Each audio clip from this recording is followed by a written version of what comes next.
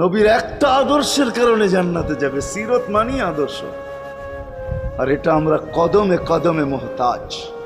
কেননা এই ছোট জীবনটা যদি গ্রহণযোগ্যতা পর্যন্ত পৌঁছাইতে হয় আল্লাহর কাছে, চাই নারী হই, চাই যুবক হই, চাই বৃদ্ধ হই, যেই মানুষই হই না কেন, যেখানেরই হই না কেন, যেই বাসারই হই না কেন, যেই বর্ণেরই হই না কেন, যেই পেশারই হই না কেন, যেই সোসাইটিরই হই না কেন, এই জীবনটাকে যদি গ্রহণযোগ্যতা পর্যন্ত পৌঁছাইতে হয় কার কাছে? দুনিয়া আলাদের কাছে না, মালিকের কাছে, যিনি এক ফোঁটা পানির থেকে অস্তিত্ব দিছেন, যার কাছে আবার আমাদেরকে ফিরা যেতে হবে।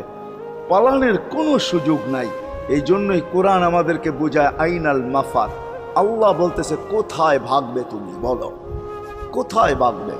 কবির কথাই সত্য, যদিও নাকি পালাও তুমি আকাশেতে লাগিয়ে সিঁড়ি, সিঁড়ি লাগাও যদি আকাশ